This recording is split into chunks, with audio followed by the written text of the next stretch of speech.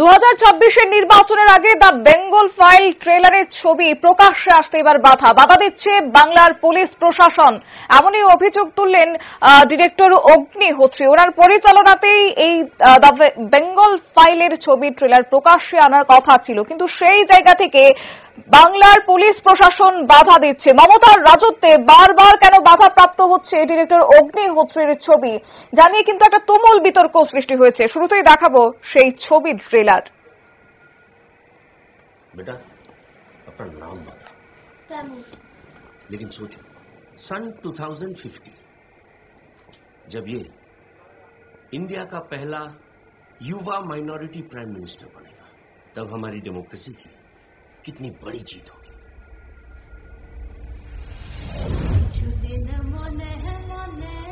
ये भारत नहीं, ये पश्चिम बंगाल है। पश्चिम बंगाल यहाँ पे दो कॉन्स्टिट्यूशन चलता है, एक हिंदुओं का और दूसरा ये मुसलमानों का।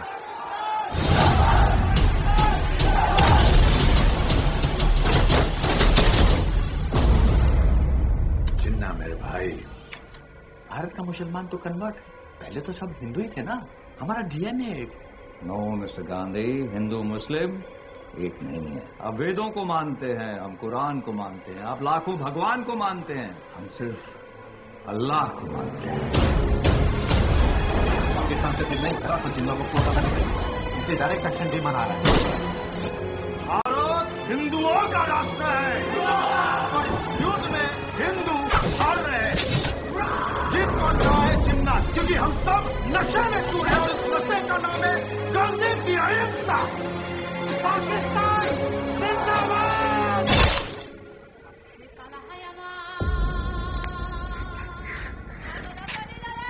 ले लेते ना थोड़ा सा बंगाल उनको, एक जमीन का टुकड़ा ही तो है।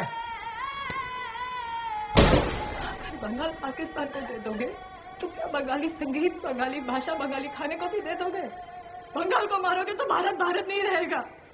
जमीन का टुकड़ा नहीं, इंडिया का लाइट हाउस है बंगाल। जब ये इलीगल इमिग्रेंट्स 10% हो जाते हैं तो ये वोट बैंक बन जाते हैं। 20% हो जाने पर ये अपने राइट्स की डिमांड करते हैं और 30% होते ही नई कंट्री की डिमांड करते हैं।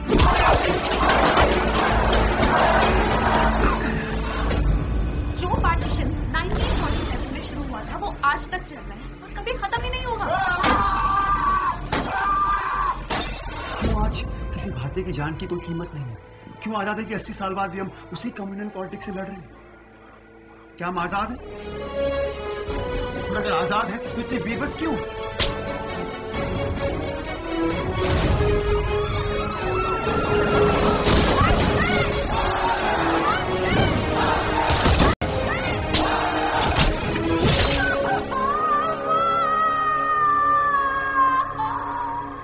ये पार्टीशन आज खत्म नहीं, शुरू हुआ है।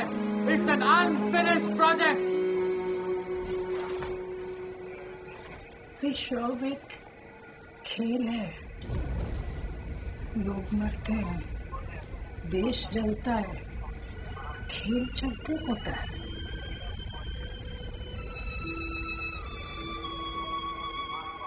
तू बता सकता है इनमें से we the people of Bharat कौन है? भारतीय तो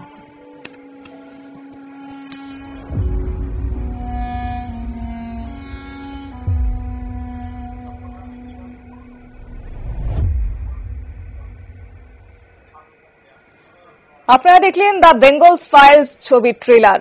সিনেমাটি পশ্চিমবঙ্গের ইতিহাসের কিছু সংবেদনশীল এবং কিছু সহিংস ঘটনা, বিশেষ করে 1946 সালে ডিরেক্টর অ্যাকশন ডে, কলকাতা হত্যাকাণ্ড এবং নোয়াখালী দাঙ্গার মতো ঘটনাগুলিকে তুলে ধরার লক্ষ্য নেওয়া হয়েছে, যা হচ্ছে বিতর্কের মূল কারণ হিসেবেই বিবেচিত হচ্ছে। এবং সেই জায়গা থেকে ডিরেক্টর অগ্নিহোত্রা তিনি অভিযোগ তুলছেন যে বর্তমান তৃণমূলের শাসক দল রীতিমতো এই ছবি ট্রেলার প্রকাশ্যে আনতে বাধা প্রদান করছেন। কিন্তু কেন? তার পেছনে কি কারণ রয়েছে? তবে কি বাংলার সেই 26 নির্বাচনের আগে এই ছবি ঝড় তুলতে পারে? জানবো বিস্তারিত। আমাদের সঙ্গে যুক্ত হয়েছে প্রতিনিধি শেখ মনিরুল। মনিরুল, কি বলবে? দেখো 2026-এর আগে এই ছবি যদি বাংলায় মুক্তি পায় তাহলে কিন্তু বাংলার রাজনীতিতে এই ছবি কিন্তু বিরাট প্রভাব ফেলবে বলে মনে করছেন রাজনৈতিক মহলের একাংশ। যা ভেট কলকাতা ক্লিক এই এর নেপথ্যের নায়ক কারা, কেন হয়েছিল নোয়াখালী দাঙ্গা, এটা কিন্তু নিয়ে কিন্তু ইতিহাসে খুব একটা বাঙালিরা কিন্তু চর্চা করেনি। তারা এই বিষয়গুলোকে ভুলেই সভ্যতাকে বা পশ্চিমবঙ্গের সভ্যতাকে বা বাংলার সভ্যতাকে এগোতে চাইছিল। কিন্তু 2026 সালের নির্বাচনের আগে হঠাৎ এই ফিল্ম যদি মুক্তি পায় তাহলে এই নতুন প্রজন্মের কাছে তোমার হচ্ছে দ্য গ্রেট কলকাতা কিলিং, তারপর হচ্ছে দেশভাগের পিছনে জিন্না বা তোমার হচ্ছে গান্ধীর কি ভূমিকা ছিল, এইগুলি স্মৃতিগুলো আবার উস্কে আসবে।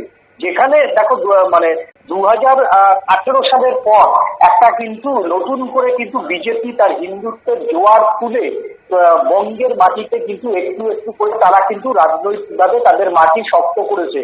এর আগে বিধানসভা নির্বাচনে এই হিন্দুত্বের ভোটেই কিন্তু বিজেপি 77টি বিধানসভার আসন পায়। ক্ষমতায় আসতে না পারলেও যে দেশ স্বাধীন হওয়ার পর থেকে বিজেপি কিন্তু কোনো বিধায়ক অন্তত বাংলা থেকে বার করতে পারতো না। যে বিজেপির মার্গদর্শক ছিল তোমার হচ্ছে শ্যামাপ্রসাদ মুখোপাধ্যায়, তার রাজ্যেই বিজেপি কিন্তু শূন্য থাকতো। সেই জায়গা থেকে বিজেপি প্রথমে 3টি বিধায়ক, তারপর একলাতে সেখান থেকে 77টি বিধায়ক, এবং এখন বাংলার বুকে মূল বিরোধী দল কিন্তু হচ্ছে বিজেপি এবং বিজেপির সঙ্গে সরাসরি তৃণমূলের লড়াই। এবং বাংলার এই যে পোলারাইজেশনের যে যুগটা চলছে সেইখানে সংখ্যালঘু ভোট মানেই হচ্ছে তৃণমূল কংগ্রেস আর হিন্দু ভোট মানেই হচ্ছে বিজেপি, এইরকম একটা থিম কিন্তু বাংলার ভোটারদের কাছে প্রতিষ্ঠিত হয়ে আছে। আর সেই জায়গা থেকে যদি দ্য বেঙ্গল ফাইলস যদি ছবিটি মুক্তি পায় তাহলে নতুন প্রজন্মের যারা হিন্দু ভোটার এবং যারা একটু ওপার বাংলার ভোটার, বিশেষ মার্জনা করবেন যারা ওপার বাংলা অর্থাৎ পূর্ববঙ্গ থেকে যারা এসেছে, এই বাঙাল ভোট, সেই বাঙাল ভোট কিন্তু অনেকাংশেই কিন্তু বিজেপির দিকে চলে যেতে পারে বলে এমনটাই মনে করছে রাজনৈতিক মহলের একাংশ। এবং তৃণমূল কংগ্রেস চাইবে না তার বেঙ্গল ফাইলসের যে প্রভাব বা বেঙ্গল ফাইলস ছবির প্রভাবে প্রভাবিত হয়ে যুব সমাজ বা পূর্ববঙ্গ থেকে আসা উদ্বাস্তু মানুষরা এই ছবিতে দেখে প্রভাবিত হোক, এটা কখনোই মমতা বন্দ্যোপাধ্যায় সরকার চাইবে না। তাই আজকে যে ট্রেলার, সেই ট্রেলার মুক্তির দিনেই কিন্তু কলকাতা পুলিশ এই মানে ট্রেলারের যে মঞ্চ বা সেই ট্রেলারের যে অনুষ্ঠান, সেই অনুষ্ঠানে বাধা পেয়েছে বলে মূলত অভিযোগ করলেন ছবির প্রযোজক এবং ডিরেক্টর। অন্যদিকে আজকে বিবেক অগ্নিহোত্রীর ছবি যতটা না বেশি কলকাতায় প্রচারের আলো পায়, আজকে মমতা বন্দ্যোপাধ্যায়ের পুলিশ বা কলকাতার পুলিশ ওই সোনার একটি বহুজাতিক হোটেলে গিয়ে যেভাবে ছবি এই ট্রেলারে বাধা দিয়েছে বলে অভিযোগ, সেটা যদি সত্যি বাধা দেয় তাহলে কিন্তু এটা আরো বেশি কন্ট্রোভার্সি তৈরি হবে এবং বিবেক অগ্নিহোত্রীর এই যে ছবি, সেই ছবির কথা কিন্তু মানুষ আরো বেশি প্রচারের আলোয় যাবে।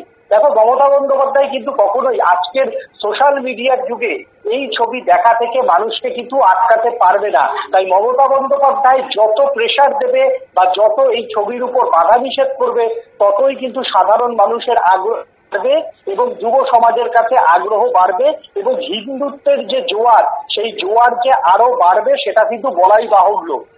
এই ছবি আগামী দিনে হিন্দুত্বের যে মানে ভোটার বা হিন্দুত্বের জোয়ার কতটা পালে বিজেপির হাওয়া টানতে পারে সেটাই এখন দেখার। ধন্যবাদ। অর্থাৎ পরিচালক বিবেক রঞ্জন অগ্নিহোত্রীর আসন্ন সিনেমা দ্য বেঙ্গল ফাইলস এবং মুক্তির আগেই বিতর্কের কেন্দ্রবিন্দুতে পরিণত হয়েছে এবং এই সিনেমা ট্রেলার মুক্তির অনুষ্ঠান শেষের মুহূর্তে বাতিল যাওয়ার ব্যাপক চাঞ্চল্য সৃষ্টি হয়েছে। সংবাদ আপাতত এই পর্যন্তই। পরবর্তী আপডেটের জন্য চোখ রাখুন শুধুমাত্র নিউজ ভ্যানগার্ডের পর্দায়। নমস্কার।